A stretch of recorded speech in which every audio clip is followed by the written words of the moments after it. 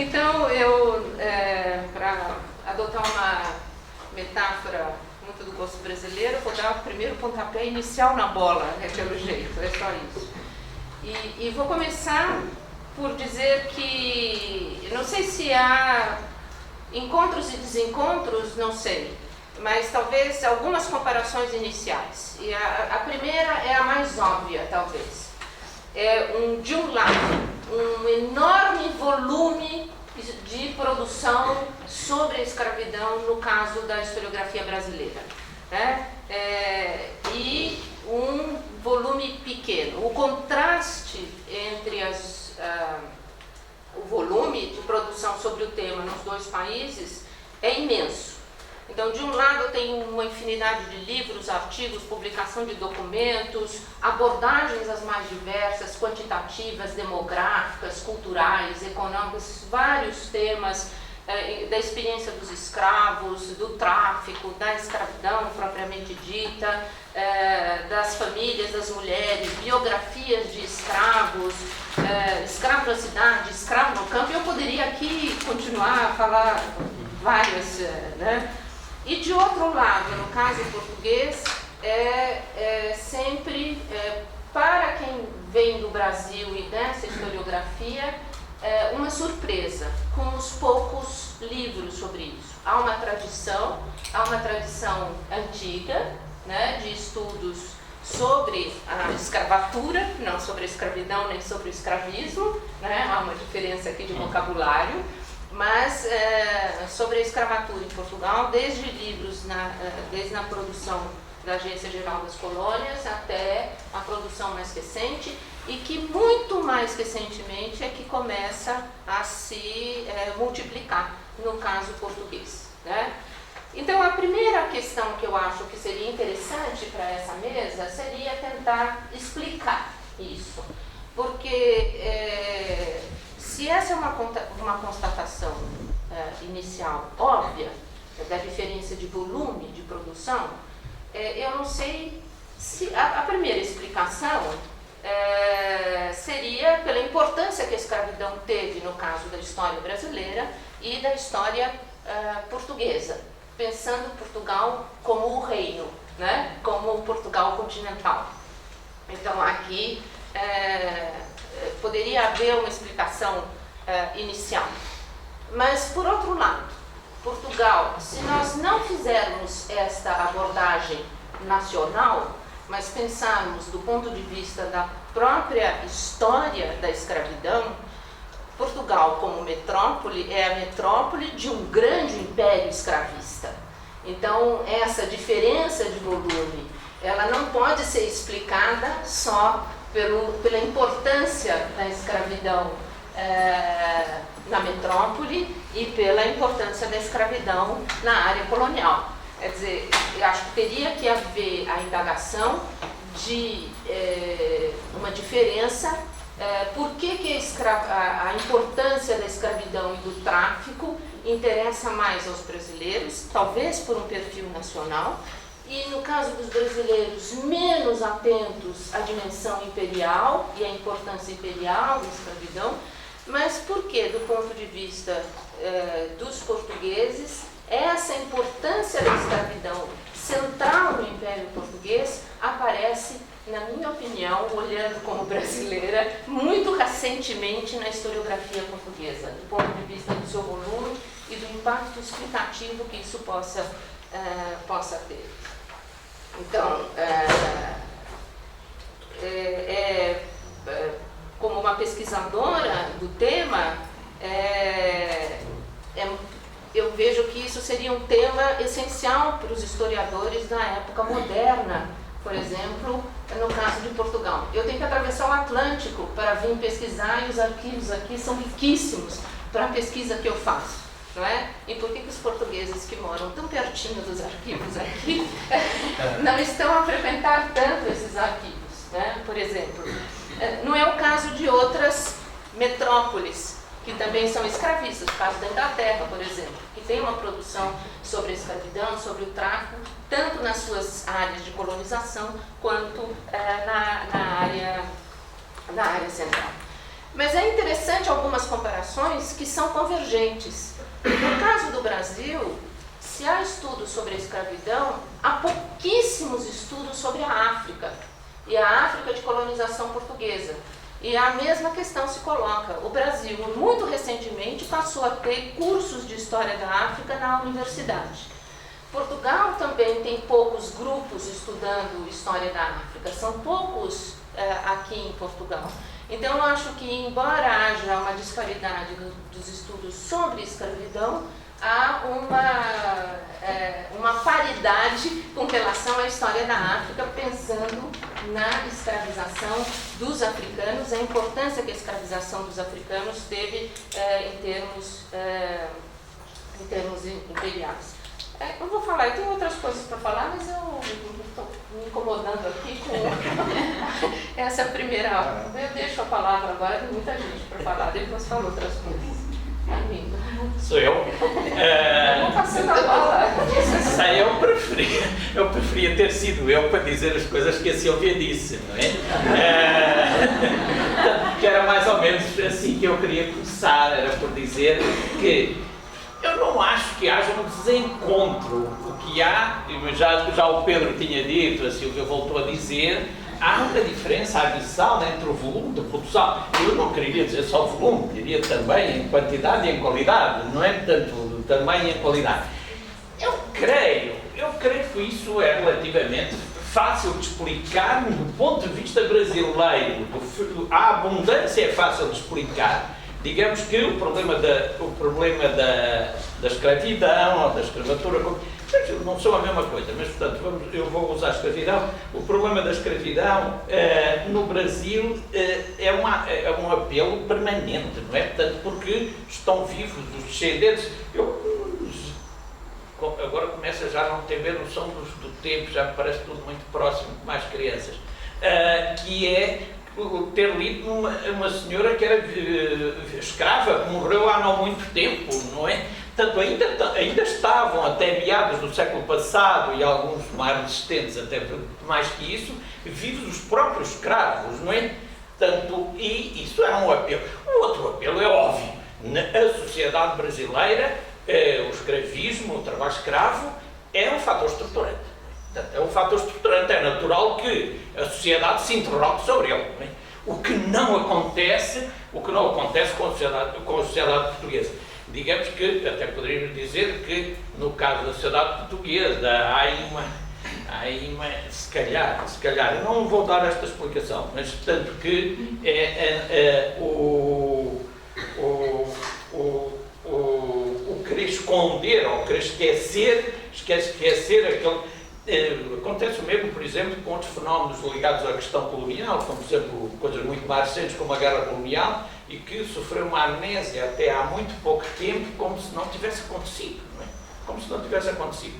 Provavelmente, mas aqui estamos numa coisa quase de psicanálise histórica, que nem sequer me agrada muito, mas que pode ter alguma razão de ser. A Silvia chamou a atenção, e eu, portanto, só que é o fenómeno da escravatura, aqui quer dizer escravatura, deve ser visto, em meu entender, são três áreas de análise.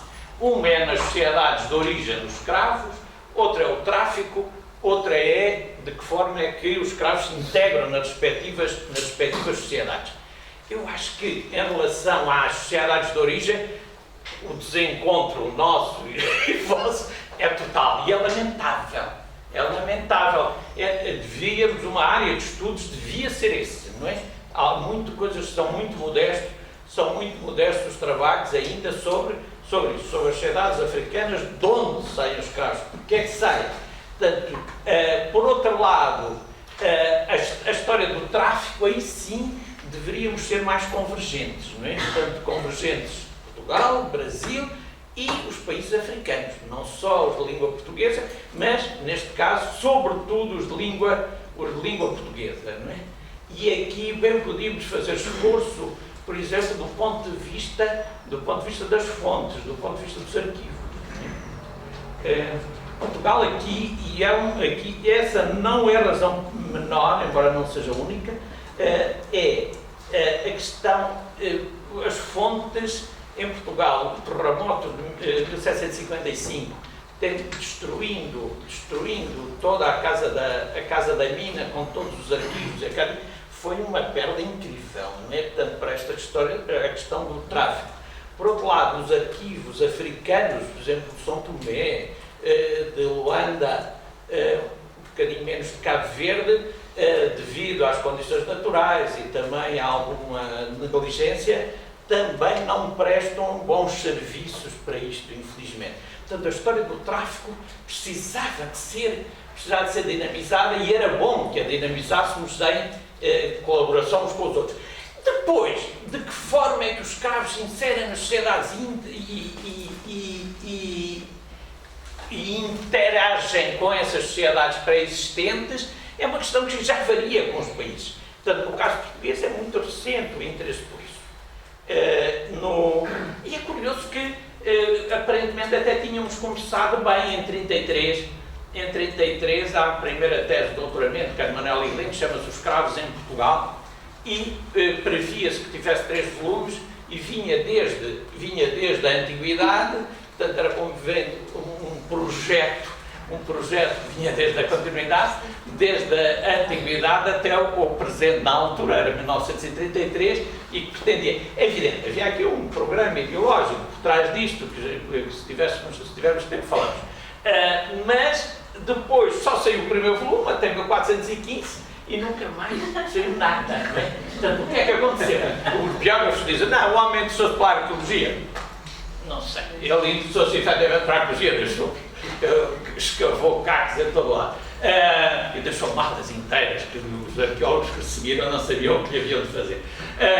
Mas a verdade é que não publicou por o assunto ser delicado. Provavelmente. Agora, não é verdade, uma coisa que se costuma dizer, que o Estado Novo não tenha falado de escravatura. Aliás, o António Almeida Mendes já uma vez, num artigo, chamou a atenção para isso, e parece-me isso importante. Entre 38 e 44, saem vários livros, uns maiores, outros menores, sobre escravatura, portanto, 4 deles publicados pela Agência Geral das Colónias. A Agência Geral das Colónias é o órgão de propaganda do Ministério das Colónias. Portanto, não é por acaso. Esses têm interesses diferentes. Há um deles que até tem alguma coisa, porque junta documentação, portanto, Edmundo Lopes, Correia Lopes, tanto que tem uma intenção estatística, portanto, quer juntar dados estatísticos e, apesar de tudo, continuam a ser alguma coisa importante. Os outros são coisas de propaganda e são muito curiosos, como coisas porque têm um programa, e esse programa é Portugal não foi o iniciador da escravatura na época moderna. Não foi porquê? Porque os outros também foram. Não há por mais razão nenhuma. Ou, quando muito, e aí entrava o programa de Manuel Heleno, porque era um fenómeno que já vinha muito atrás, ou os outros também, culpa os espanhóis, culpa os holandeses. Segundo, que é o programa que é, os portugueses fizeram uma escravatura doce. Não é? Portanto, e esta doçura vai ser um dos programas de que todos eles fazem por comparação. Eu tenho ideia que mais ou menos todas as historiografias nacionais acham que a sua escravatura é mais doce que a dos outros. Mas no caso português isso foi muito acentuado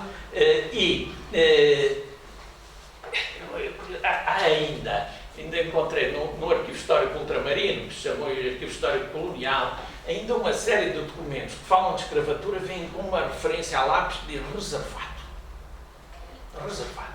Eu perguntei a um dos funcionários mais antigos porque é que dizia reservado, e eu até estive na esperança de que está aqui uma mina, porque se me derem a lista dos reservados eu vou direto às coisas melhores.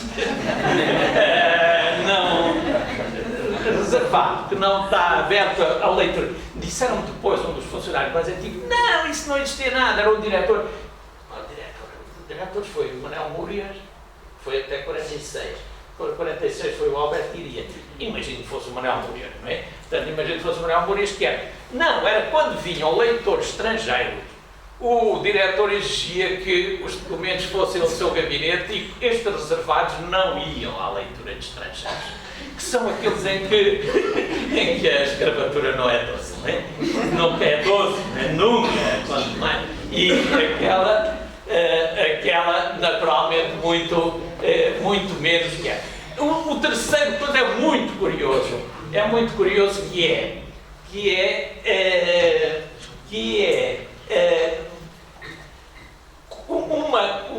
uma questão que nós hoje já não pomos, porque é pré-Gilberto Freire, que estamos em 38, 40, e estavam a sair por essa Europa fora as classificações das raças, não é? Tanto, sobretudo, com o nazismo, há essas classificações e esta gente, uma das questões que quer demonstrar é não há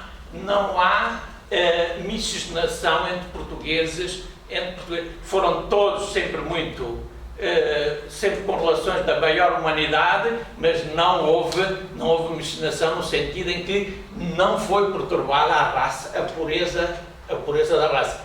Isto, o Gilberto Freire estava a escrever em 33 o Casa Grande e Sanzala, portanto ainda não tinha dado estes argumentos, e é muito curioso, portanto, que aqui o que se luta é para dizer que não há influências, não há essa influência. Portanto, foi um fenómeno que passou.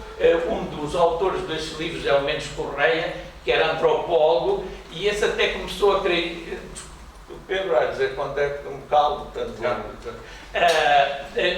O Mendes Correia, que escreve um desses livros, o Mendes Correia tinha chegado a inventar quase o homem português a partir do homem de Muge. Depois, quando começou a ver que esse homem de Muge tinha características africanas, mas não é entender dele, não faz ideia, tinha características africanas, achou que, sim senhor, ele existia, porque já mudou-lhe o nome, portanto, passou a ser de lá o Homo não sei quantos, mas que, por não se sabe que extinguiu-se. Portanto, este Homo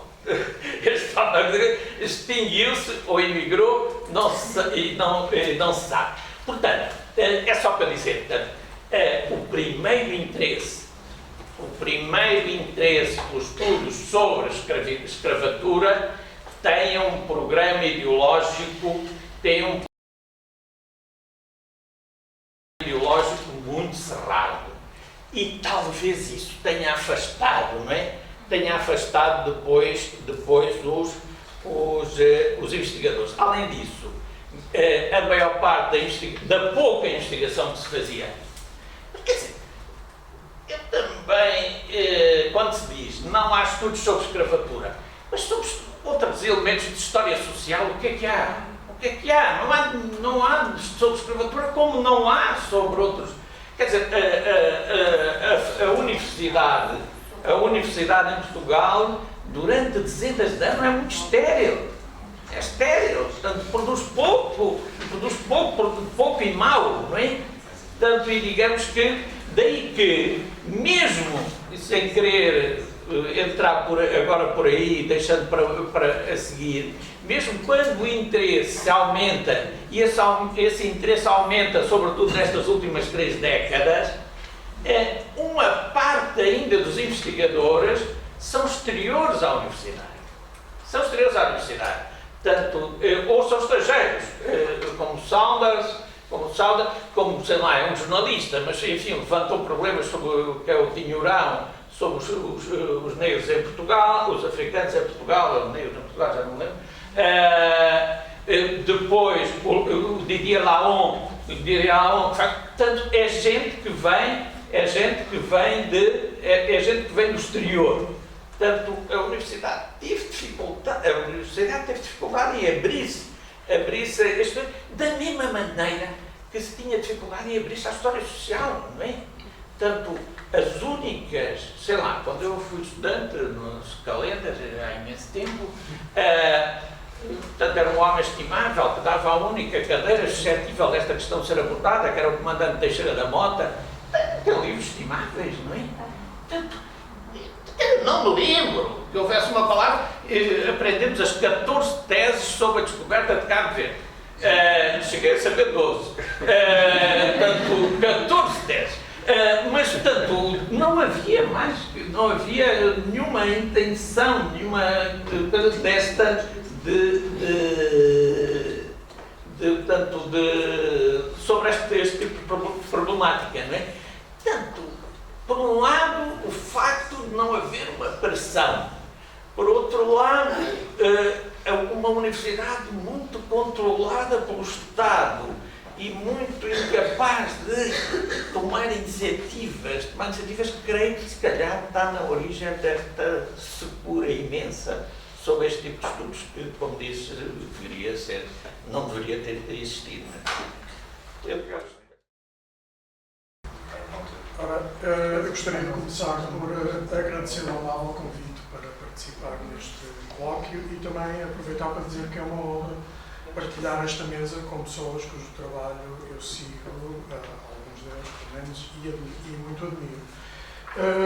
Aquilo que eu gostaria de fazer aqui hoje, muito brevemente, é procurar explicar que sentido faz alguém como eu, que vem dos estudos literários, participar numa mesa redonda sobre historiografias desencontradas sobre a escravidão. Porque se alguns de vocês se perguntam o que é que acontece na historiografia portuguesa sobre a escravidão, perguntem-se então o que é que acontece nos estudos literários sobre essa temática. Praticamente nada, não é? Eu começaria então por dizer que, não obstante um certo número de precedentes que deveriam ser mencionados, eu vou mencionar apenas aquele que eu considero o principal e que considero ainda um exemplo a seguir, que é Alfredo Margarido.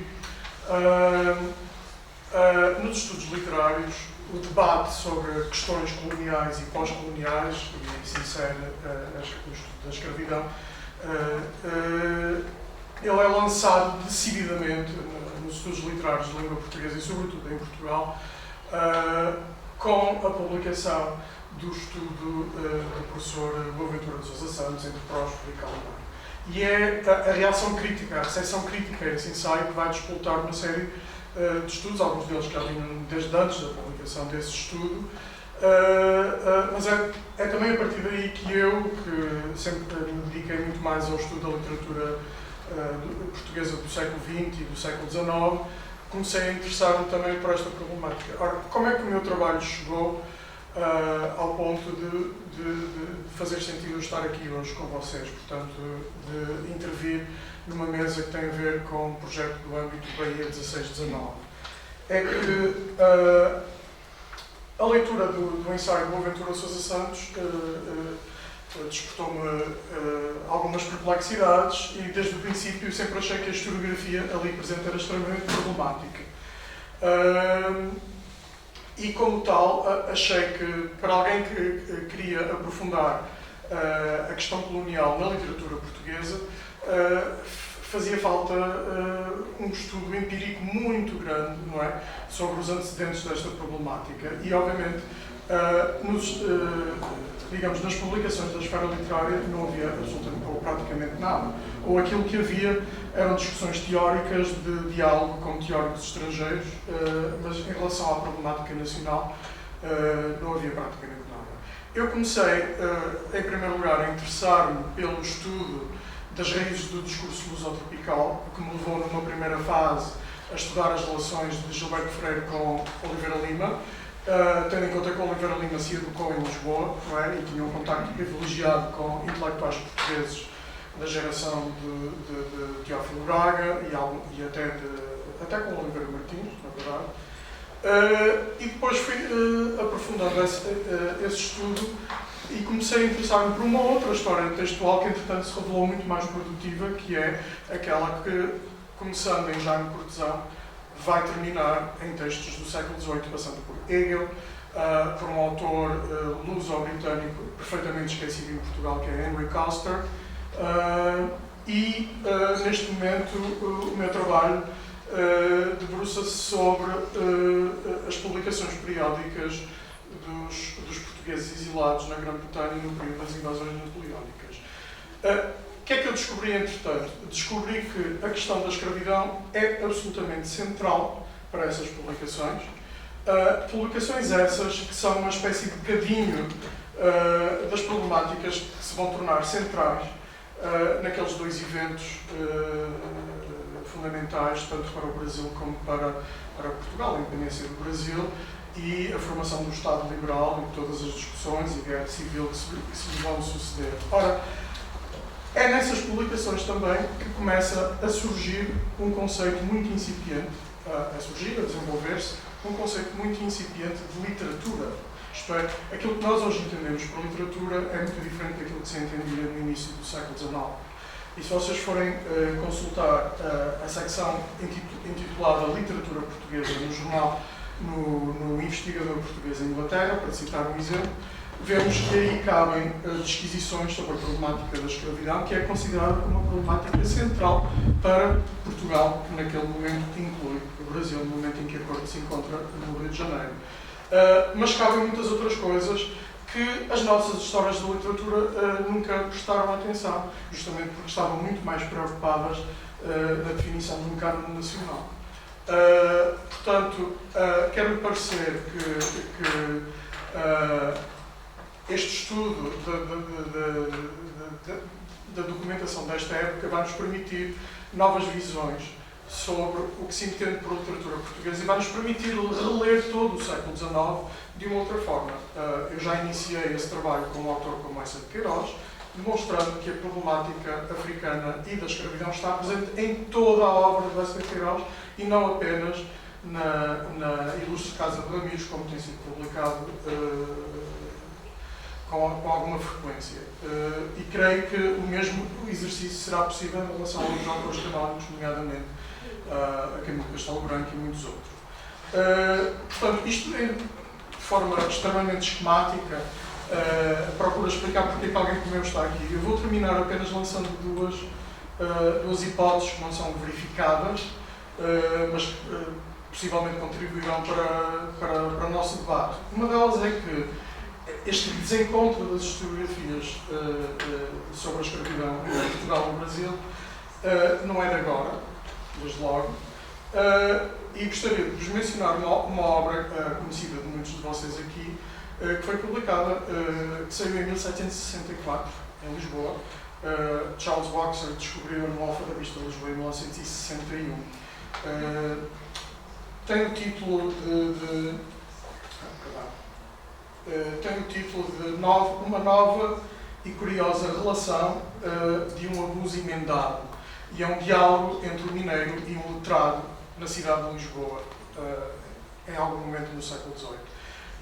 Quando Boxer descobriu este texto e o publicou, ele foi recebido num tom levemente lusotropicalista, mas foi proposto como um exemplo de como a mentalidade iluminista implementada por Pombal já se fazia refletir ao nível da literatura publicada no tempo. E isto seria um exemplo de como essa perspectiva iluminista encarava a questão da escravidão de uma forma racional.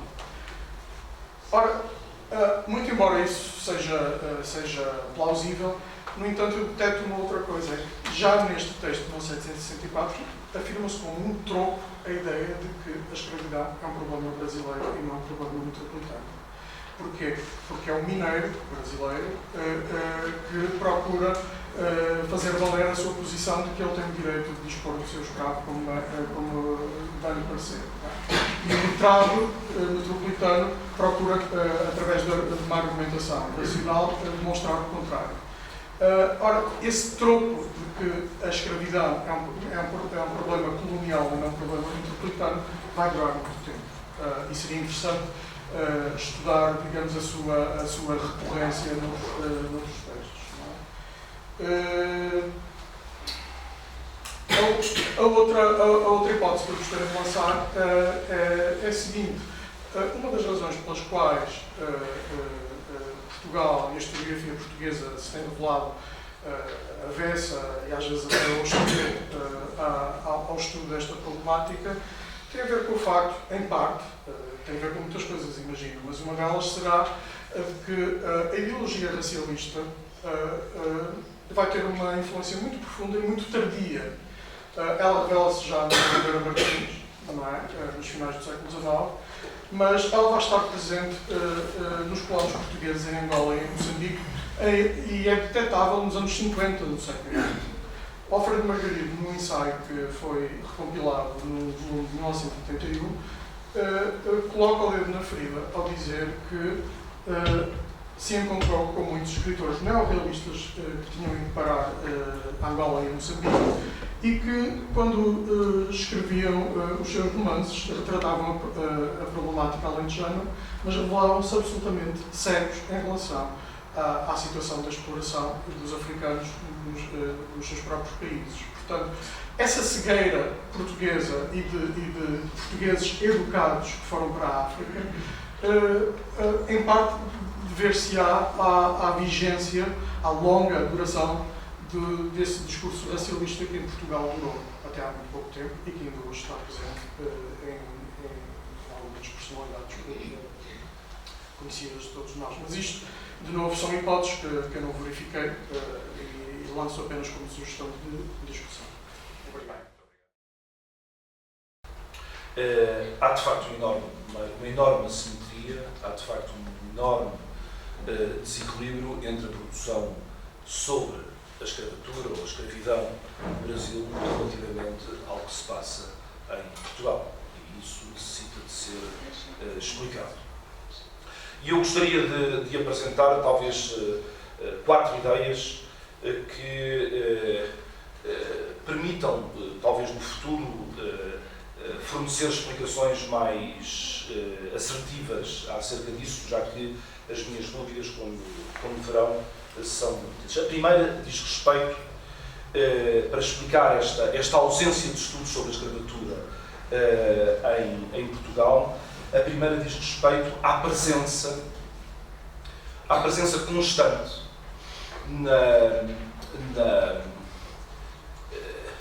na esfera pública portuguesa, ao longo do século XX, da questão do trabalho forçado.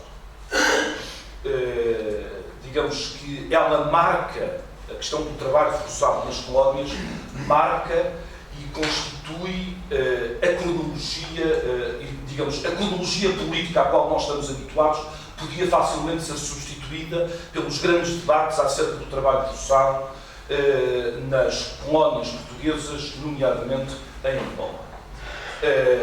O debate em torno dos roceiros de São Tomé e dos chocolateiros como William Cadbury está associado diretamente à queda da monarquia e à instauração da República, em 1910. O debate é anterior, mas eu diria é muito difícil de demonstrar e é muito difícil de criar um nexo causal. Mas eu gostaria de conseguir demonstrar que há um nexo causal entre a reconfiguração, digamos assim, e o debate a uma escala internacional, que tem muitas respostas do ponto de vista dos roceiros portugueses, mas também da elite são-tomense empobrecida que se vê afetada pelo trabalho desses mesmos roceiros e a mudança de um regime político onde roceiros como, por exemplo, Francisco Mantero e o Centro Colonial Portuguesa, sobre o qual não se sabe rigorosamente nada, ocuparam, digamos assim, um lugar importantíssimo. 1926, o início, digamos, do Estado Novo, está diretamente ligado ao relatório do Eduardo Ross e às novas condições que, sobretudo com o advento dos regimes autoritários pela Europa e a emergência do racismo, permitiram recuperar tudo aquilo que era da ordem da emancipação e, portanto, o prolongamento das formas de trabalho escravo, das formas de trabalho forçado nas colónias, a partir de 26, aconteceram e digamos que a Linda Haywood tem argumentado neste mesmo sentido. Podemos ir por aí fora, isto é, é evidente que os níveis são mais difíceis, digamos, de filtrar, mas, digamos, os relatórios secretos do Henrique Galvão, que não correspondem à obra publicada dele, denunciando as condições de escravatura em Angola, dele enquanto inspetor, enquanto ao mesmo tempo ele fazia obra de propaganda. Começam nos anos 30 e vão estar, digamos, vão-se prolongar até que sejam divulgados numa esfera pública internacional, sobretudo pelo Basil Davidson, e depois tomados em França pela revista Présence Africaine e nos Estados Unidos, nos círculos, digamos assim, académicos, onde James Duffy ocupou um lugar bastante importante. Mas esta marcação passa, em 60-61, pela inspeção em Angola da Organização Mundial do Trabalho. E, portanto, a presença constante, o presentismo do trabalho forçado, são formas que nós historicamente procuramos dissociar, mas que era difícil não dizer, como diziam, digamos assim, os que procuravam atacar o Estado português no princípio do século, que se tratava de formas de modern slavery. E que essa escravatura moderna tinha um peso enorme e, logicamente, a obra de propaganda, mas também a obra de denúncia interna é feita em função destes mesmos ritmos. Não há que... E ela começa por ser feita, digamos, o primeiro trabalho, digamos, de justificação não é da Agência Geral das Colónias, é logo no interior do debate sobre os roceiros e sobre os chocoteiros, é do José de Almada, e o José de Almada, antes de escrever a sua compilação justificadora de quão precoces foram os portugueses na abolição, porque a abolição já está, não sei, para o José de Almada, já estará seguramente no século XVIII, mas já estará também já no século XVI, já havia com certeza da parte dos portugueses, como o Arlindo, aliás, tocou, a preocupação de dizer não, nós fomos os primeiros a criar condições para uma escravatura doce ou a criar condições para a abolição. Mas de certeza que este mesmo abolicionismo está no século XVIII. Há respostas em relação a esta propaganda e as principais respostas, devo dizer, há que começar a traçá-las a partir do trabalho dos intelectuais, nomeadamente dos intelectuais cabo-verdianos. O movimento é sobretudo um movimento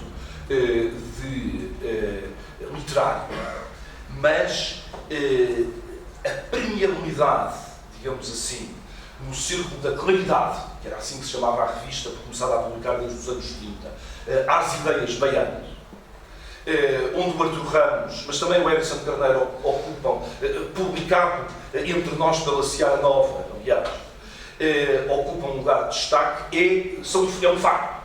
E, portanto, se há propaganda, eu quero acreditar que há respostas e que essas respostas se iniciam, antes de mais, se iniciam em Cabo Verde. Acredito, e recentemente tenho descoberto que alguma elite local são tomense, já no princípio do século, pudesse ter tomado posição contra essa força esmagadora representada pelo centro colonial e por roceiros como o Francisco Antero e depois os seus familiares e tudo isso. Portanto, a primeira linha de investigação é uma linha de investigação que nos conduz necessariamente a procurar explicar como é que a história da escravatura está relacionada com os ciclos e os ritos e a cronologia de um século XX que é, do ponto de vista da configuração do Império Português ou das configurações do Império Português, dominado e centrado na questão do trabalho. Do trabalho compelido, do trabalho forçado, do trabalho escravo, mas do trabalho que respondia, apesar de tudo, por mais meticulosos que nós possamos ser, a essas formas de modern slavery que nos falar. Segundo aspecto, e aqui, de facto, a introdução do João Reis é extraordinária. Há um intercâmbio brasileiro entre, por mais mitigado que ele seja, eu julgo que é um intercâmbio brasileiro que se inicia por condições do trabalho intelectual, mas também por condições de fluxos migratórios. em massa. Mas aqui, digamos que o intercâmbio brasileiro, que remonta à sociedade, como se chama, à sociedade do Rio de Janeiro, à sociedade, diga. Não, à sociedade muito bonita da biblioteca do Rio de Janeiro. Ao Real Gabinete. Justamente porque as condições em que os intelectuais portugueses trabalhavam eram condições que mereciam ou necessitavam, digamos, das oportunidades que o mundo brasileiro tinha do ponto de vista das publicações e do ponto de vista dos jornais, porque aqui os intelectuais, conforme dizia o Basílio Teles no princípio do século XX, os intelectuais estavam-se a brutalizar, não é? E, portanto, a possibilidade de ganhar mais uns cobres no Brasil era um facto. E essa linha vai-se prolongar, e eu diria que ela se prolonga tanto no interior dos círculos mais afetos ao poder, como dos círculos da oposição. Não vale a pena estarmos aqui assim a dizer que são os círculos do poder que vão valorizar o intercâmbio com o Brasil, ou que são os círculos da oposição, e não vou agora pregar aqui assim de votos e dizer e falar das diversas formas de apropriação da obra do Gilberto Freire. Eu penso que essa é uma conversa esgotada, e do uso ao tropicalismo e não sei o quê. Está tudo em revisão, ou devia estar tudo em revisão a esse respeito. Parece-me, no entanto, que há uma figura aqui central e sem a qual nós não compreendemos nada deste intercâmbio brasileiro. E essa figura chama-se, foi aqui já referida, não pode ser metida no mesmo saco do Mendes Correia e do Múrias, que é uma coisa que cheira a um bafio fascista horroroso, não é? Mas que se chama Edmundo Correia Lopes. É autor de uma obra impressionante. Não é?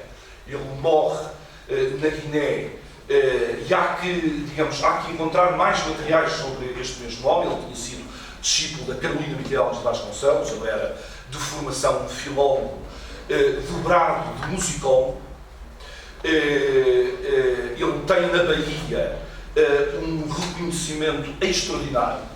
O Bastide tinha, digamos assim, um sentimento desambíguos, mas o que é facto é que no estudo do Candomblé o Edmundo Correia Lopes aparece ali assim com os seus artigos, porque ele viveu 10 anos no Brasil, estudou vários terrenos de Candomblé, tanto na Bahia como depois lá no Maranhão. Segundo o Bastide, ele é autor, aliás, do primeiro grande artigo do primeiro pequeno artigo, mas o único existente sobre essa identidade africana que o João Reis falava no Maranhão. Ele é um homem extraordinário e os artigos, eu devo dizer, que acredito ou não, os artigos soltos dele, autor de uma história do Brasil além da história da escravatura, os artigos dele são mais é para aí 60% ou 70% dos artigos dele. Nós desconhecemos totalmente, toda a gente desconhece este homem, não estou aqui a armar em especialista do Edmundo Correia Lopes, mas ele é sem dúvida o homem que assume este legado, que vai a Nina Rodrigues, passa por Gilberto Freire e por Artur Ramos, que convive com o Edson Carneiro e com o Bastide, e portanto ele regressa a Portugal no final dos anos 30, vai estudar o Daomé e depois consegue, era um tempo em que o trabalho no interior das universidades não acontecia, consegue integrar a primeira missão, que é uma missão liderada pelo governador da Guiné e pelo comandante Teixeira da Mota, que era o executante das ideias do Sarmento Rodrigues, e morre muito cedo na Guiné. O convívio dele com esta linhagem que há pouco vos falava, que é uma linhagem cabo-verdiana, e que, digamos, este centro cultural da Guiné, criado em 45 ou 46, não me recordo agora muito bem, é inseparável do trabalho dos intelectuais cabo-verdianos que estava a ser feito. E o António Carreira é aqui, de facto, a grande figura. Eu ainda o conheci, e portanto, mas não é para ter conhecido isso, seja o que for, mas o Carreira é de facto o homem com a visão mais abrangente, quer do ponto de vista. É o primeiro homem a censo a sério e a pôr em causa, mas não vou entrar por aí e por essas mesmas questões. O que me parece é que o intercâmbio brasileiro, que está por estudar, existem alguns trabalhos, nomeadamente o trabalho da Isabel Correia Lopes, sobre este intercâmbio brasileiro, mas é um trabalho que começa com estas necessidades do campo intelectual português, passa ao modernismo, mas passa a um modernismo em que o Pessoa começa por ser reconhecido precisamente lá nos círculos modernistas do Brasil, tem que ver com estas influências baianas, que são se calhar mais importantes, esta de Nina Rodrigues e do Artur Ramos, no caso da obra do Edmundo Correia Lopes, do que propriamente a influência do Gilberto Freire, embora faça parte, digamos, do mesmo bolo daquilo que o João Reis dominou de identidade africana, e depois vão se prolongar até mais tarde, eu diria, que se vão prolongar a obra essencial, a obra literária essencial, herdeira do neorrealismo, e capaz de nos fazer pensar nas formas de trabalho forçado ao longo do século XX, é a obra de um homem que vai morrer na miséria em São Paulo e que se chamava Castro Sormeiro.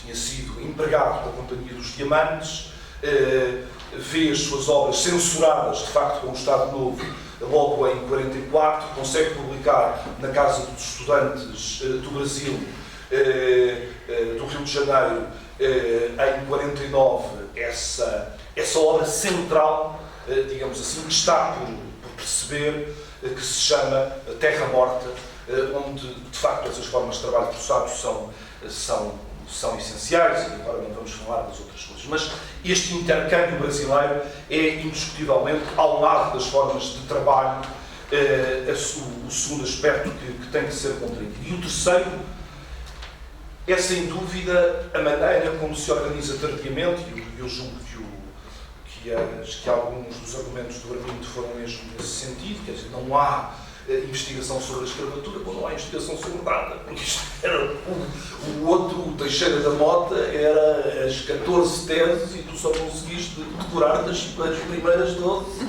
e, portanto, estavas aflito. E este campo é dominado, de facto, por uma senhora que se chama Virginia Rao, a Virginia Rao, que nos... eu gostava de conseguir um dia de demonstrar isto, mas vai demorar algum tempo, que no índice dos manuscritos da casa, nos resumos dos manuscritos da Casa Cadaval, ela faz censura, e faz censura claramente, sobre a questão da escravatura. Aliás, quer dizer, e aqui o Edvaldo tem razão, quer dizer, por exemplo, em relação à questão do negócio do Brasil, ela publica os documentos, ou publica os resumos dos documentos sobre o Brasil. E há, por exemplo, num códice, 8 documentos sobre o Brasil. E depois a seguir há 15 sobre Angola. E ela sobre Angola não publica. Portanto, isto é uma forma de se fazer censura e, de facto, do ponto de vista universitário, embora à época da sua publicação, e eu gosto de sublinhar isto porque nós todos vivemos confortavelmente dentro de uma universidade e sabemos quem é que nos enche o frigorífico, o professor Magalhães Godinho viveu desempregado durante quase 10 anos, isto é, entre 62 e 71, quando, com a reabertura das universidades francesas, o Brodel nos chamou, deve ter sido um cadeau envenenado para Clermont-Ferrand, que fica lá no Auvergne e tal. Ele dizia que gostava muito do Auvergne. Mas eu não queria lá. Você também não vivia lá. De facto, a primeira grande síntese é uma obra, é um capítulo, o último capítulo dos descobrimentos e a economia mundial sobre a escravatura é a obra quer se goste, quer não, a contrariar, digamos, todas estas formas de censura no interior da universidade, é a obra que se constitui aqui em obra de referência. Eu julgo, ainda não tenho isso totalmente... Eu julgo que na edição portuguesa o fascículo, ou os fascículos correspondentes ao final da obra só são publicados em 65. De qualquer forma, devo dizer que há uma quarta linha de investigação, portanto, além do trabalho, além do intercâmbio brasileiro e além da universidade, eu acho que há uma linha que nós não podemos descurar, que eu já aqui assim aflorei, e que é precisamente uma linha que eu na ausência de uma melhor expressão, diria de luta anticolonial. E como é que esta mesma luta anticolonial se cruza com a atenção, pelo menos, não direi propriamente com as análises, mas a atenção, pelo menos, que pode ser dada à escravatura. E aqui o Pedro referiu o nome do Alfredo Margarido e eu gostaria de reforçar: ninguém conhece, tal como ninguém conhece a obra do Edmundo Correia Lopes, ninguém conhece a dimensão da obra do Margarido, em primeiro lugar. É uma obra de fragmentos. Na primeira tentativa para publicar só as coisas que estão disponíveis em português, sobre antropologia e história, a Isabel Castro Henriques e eu recolhemos cerca de 600 ou 700 páginas e fica de lado a parte mais importante, porque a parte mais importante foi aquela que ou foi publicada ou ficou em manuscrito, porque ele deixou a meio a prometida tese sobre a Lunda, sem contar com isso, que é de certeza maior do que isto. Portanto, nós não conhecemos, tal como não conhecemos a obra do Edmundo Correia Lopes, nós não conhecemos sequer a obra, se calhar, daquele que é um dos maiores historiadores, tanto da questão da identidade africana como da questão da escravatura. Mas devo dizer a este respeito que o que me tocou foi o facto de que no grande escrito sobre, e isto poder-nos-ia levar muito mais longe, no grande escrito de denúncia do uso ao tropicalismo e, portanto, de denúncia ainda da década de 50, do nacionalista angolano Mário Pinto de Andrade, ele termina precisamente com uma referência ao budismo. Eu julgo que o texto é de 56, que eu posso estar enganado, e, portanto, precisava de verificar, termina precisamente com uma referência ao budismo. Mas não se trata aqui assim de fazer, o Godinho não tem investigação original, fez um trabalho de síntese, não tem investigação original propriamente sobre a escravatura, e talvez fosse de acrescentar, houve aqui assim vou utilizar aqui este meu estatuto de falar no fim, para gerar aqui alguma confusão. A Sílvia disse que os arquivos portugueses eram riquíssimos, o Armindo veio com a lenga-lenga, desculpa lá, do terremoto, e que desapareceu tudo com o terremoto. Mas desapareceu muito. Desapareceu muita coisa com o terremoto. Desapareceu muita coisa, mas ainda há muita coisa para pescar, e o que interessa é as pessoas apanharem o elétrico, ou aqui no ultramarino, ou irem para a Torre do Tom, porque portugueses nós vemos lá poucos colegas, como tu sabes, também eu do controle. E, portanto, não há condições, digamos assim, para esse mesmo exercício. E a conclusão disto tudo, e a conclusão deste relambório ou desta pseudo-sistematização, é que, de facto, nós, os portugueses, ficam muito chocados com isto, não é? Mas nós, portugueses, e a historiografia portuguesa de uma forma geral, isto já foi dito pelo Armindo, mas precisa de ser sublinhado, somos muito atrasados e temos muito a aprender convosco, e se calhar este exemplo que está por perceber do Edmundo Correia Lopes, permeabilidade, digamos assim, aos ensinamentos, nomeadamente baianos, e não pode haver história ou projeto sobre a Bahia e não sei o quê, sem dar centralidade a este Edmundo Correia Lopes. Temos que partir do princípio de uma reflexão que nos faça pensar no nosso próprio atraso.